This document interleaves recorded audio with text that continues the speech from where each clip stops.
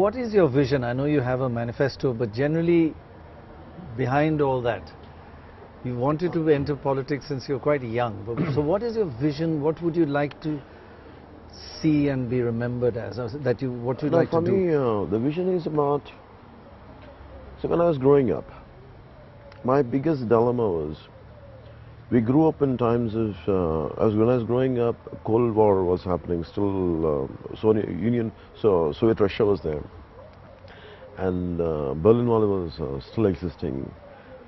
And in our schools, they were teaching us about patriotism, and they were teaching about great national leaders, how they had sacrificed their life.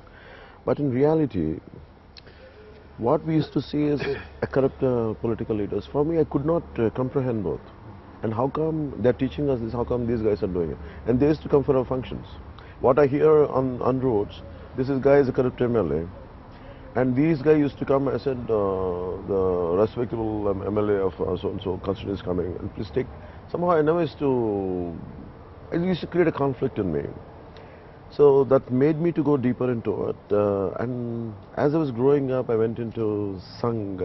I used to look at a lot of Sangh activities used to be there, and a lot of radicals used to be there. Radical meetings used to be there when I was in my post 10th grade and intermediate. Radical meaning radical left? Yeah, radical left, yes. So I was in a state of confusion. What is right? Because you want to do something. I think which way, what thought I had to embrace to do something. So who did you get closer to, radical left or radical right? Somehow I believe you have to be stand in the center. No, but when you were watching them, who influenced you more? Sometimes the fight for justice left used to really influence me, and sometimes the needed cultural understanding used to come from Sangh. This is not that I actually participated in both, but I used to watch from a distance, and I could never understand how come people of that stature, what makes them to do what they're doing. So my entire thought, for a greater time, even till 31, I was in this state of confusion. I think by 29 or 30, then I realized, oh, we have to be somewhere balanced.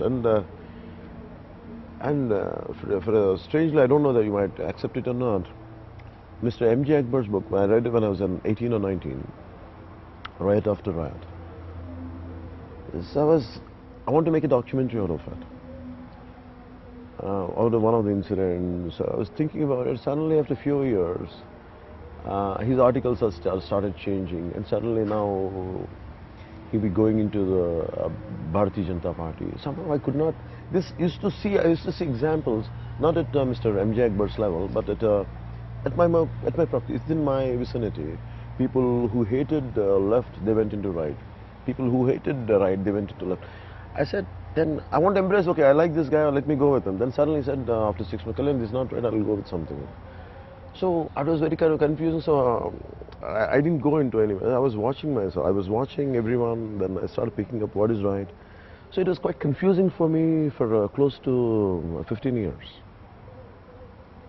So what would you like to see? How would you like to change? How do you like to make a difference in politics? Because first my fundamental priority is for constitutional rights and the fairness in whatever an individual has to get in the society. And third would be a sense of protection and sense of well-being should be there in society, no matter what kind of economic background I come from, what kind of cultural background I come from. I shouldn't be intimidated in my own country. And you think that's getting worse? It is getting worse, and I had seen it. It's not something I imagined it, I had seen it. For example, Telangana, it is not suddenly Mr. KCR has started. When I was in Nellore, it is an extreme part of the other side of Andhra Pradesh. When I was in 10th grade, one of my friends went to Hyderabad to study, and he was beaten and bullied by a few Telangana kids, and he came back. He said, what happened? Why did you come back? I said, they told me I'm an Andhra guy, and they will constantly be fighting. Then I said, that stuck deep in my mind, embedded deeply into my mind. So from there, when we shifted from Chennai to Hyderabad, I realized there is no cultural integration between from two regions who speak the same language, but I mean a little dialectical different. Dialect is a bit different. Then I just wonder what made them not to blend with each other. That means somewhere I feel the elected representatives or the social or political leadership didn't made it happen. At a political level, they were very extremely close with each other, but when you go down, it's not percolating now. So you're fighting from both states Yeah. for that reason. No, not about that reason. For me, it was in my heart, it is as one region for me. That's what I mean, yes. But do you regret 2014 you backed Mr. Naidu and the Telugu Desam? Yeah. And by extension also Mr. Narendra Modi. He in fact would invite you to the dais and make you sit there, and I remember those meetings. So what is your report card on the Prime Minister and Mr. Chandrababu It's a Naidu? very simple slide, one single slide line, two sentences I can say. People like me, we rallied behind Mr. Narendra Modi, believing in that he gives a very strong leadership. For me, strong leadership means which upholds integrity, which will minimize the divisiveness, which will bridge the cultural misunderstanding. Because as we were going through, the entire parliament went through that process of Telangana separation. So we rallied behind that with a lot of admiration and respect and love. But the moment he took charge of everything, it is the fear psychosis which was, he wanted to run he was creating fear psychosis. And India always rally behind a leader who adores, who respects.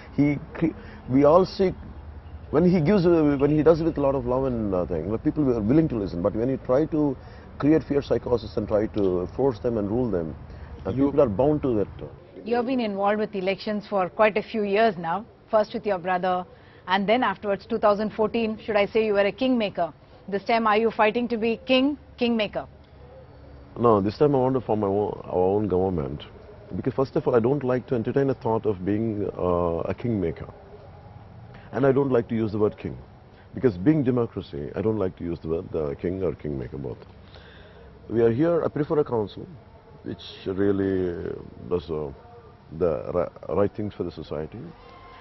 And because if I say that I'm in your particular words of a kingmaker or king, if I start saying, even thinking that means I'm not giving my best to fight independently. So even at a thought level, I don't think that. I prefer to give my best to have a majority, to win a majority of seats, form our own government.